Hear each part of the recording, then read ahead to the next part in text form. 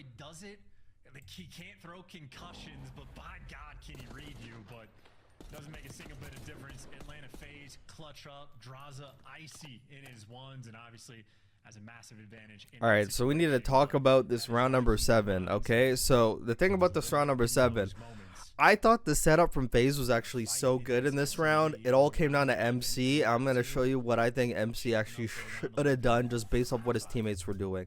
So this further adds on to my B Street lore for this game.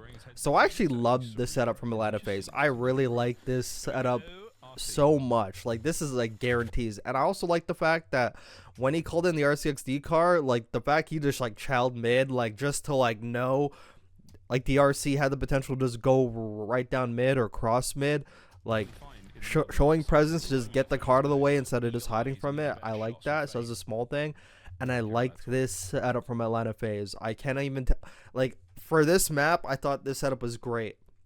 Draza laying down underground, watching the B door. You got Simp watching all of like the underground mid lane, which basically covers Draza. Then you have a BZ in the guaranteed corner again at A. Like, this is a guaranteed setup, and you're basically locking down most of the map. Like, they could have this whole outside, but in terms of the bombs are pretty much covered. And I think the cherry on top of this setup right here would have been if MC played up in here, which he actually ended up doing, but just played a guaranteed. Didn't even bother staring out here. Only look out if like a trade goes down or if like Draza starts shooting at someone, because then you could actually peek up and probably just like eliminate someone. I think he should have just laid down up here, only looked at the steps behind him and not did anything else. That's just my opinion. So I thought this setup was great. So he actually acknowledges everything his teammates are doing, goes back into art, and that's great.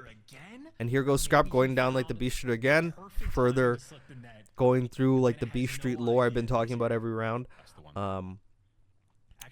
And MC was watching it. Like, MC knew that there was going to be a person. Like, he knew like all the routes on the outer were not really being watched as much. Granted, Draws is now watching it, but he realized the timing could happen, and he was watching it. But I mean, he basically was watching it, but he probably could have been in a better spot. But that's just hindsight at that point. That's me being unfair. Like, he was watching it, but everything now broke down after like this first blood happened. Like, I was thinking he could have even been on the balcony just laying down prone, just hard aiming, like really just on a nerdy angle. Like, there's like most of the time when you're up here, if you're playing any corner and a guy comes up the stairs, most of the time you actually end up like, that's usually an easy gunfight to win. Most of the time the person upstairs actually wins. Yeah, most of the time the person wins. He could even play like a corner, like anything, but I mean, hindsight. But he actually was watching it. But Scrap gets his big first blood, and I don't blame Simp and Abizi for now realizing the first blood just went down at B, probably thinking all of LA Thieves, like, we got the guy out of art, probably thinking LA Thieves knows they got the guy out of art, we could actually dominate B, because once you have art control, you basically have all the B control. So they're thinking, we gotta go. Like, they're going to plant B. If they plant B, it's pretty much over if they have art control. But I was thinking, it's just me. Like, when I watched this live, like, I played so much SnD, I know, like, the whole, I mean, granted, there's so many rounds you get bamboozled. Another hindsight thought from me. But so many people, when they get a first blood over one side, like, they try to juke you out and they end up going to the other side. And I just like, I was just thinking, you should just trust Draws at this point. You guys have a pretty much good setup. He has like the B cross. He basically is around B to at least get a trade. But I know what they're thinking. Like, even if he gets a trade and he dies, like, they have art control. We're 2 SMGs. They have ARs. Like, we're effed at this point. But I think they should have just waited this out a bit. Like, you had Draza here. There's only one guy up there. Draza basically has the whole cross. Like, they're basically thinking, I mean, he had the whole cross too, but he's thinking maybe they went up the stairs and they got around. There's multiple people back here, whatever. But if they just stayed here, they could have caught the whole team off guard and ended up probably winning this round. But hindsight. Like, They watched it for like another like 3 seconds, and then they took off and they just dropped down right. Like, oh, I'm just like, oh, such bad timing. And once you have all those guys in there, you got 3 guys down there. There's not really much you could do at that point. 6 goes up. Guess like this is how you knew they thought they were all going B, because now everyone's conversing on B. He's not even watching his back anymore. But I was just like, man, if you just waited, like I would have just put all the faith in Draza, but every round means something. Like you don't want them to plant B. They have multiple ARs. We're 2 SMGs. Like, you know, like I understand their thought process, but I think they could have actually waited it out.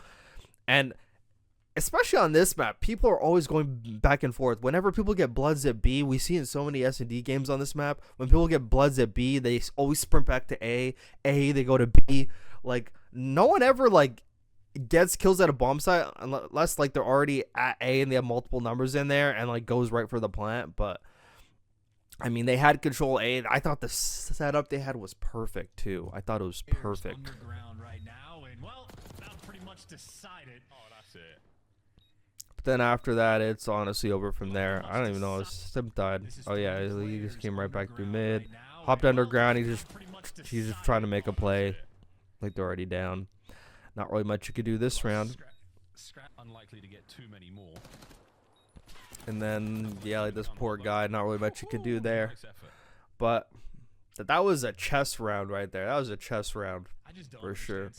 I don't know how Envoy knows where Simp is. I don't know how Celia knows that he's going to get flanked in these moments. I don't have answers for you. The COD IQ. How do you not have answers, Chance? Like, that basically came down to how everyone was positioned in that round for MC to know he was going to get flanked, because he knew that all, like, the routes were open. They were playing, but basically playing guarantees on A. So he knew everything else was open. So it was actually an easy flank to read, to be honest.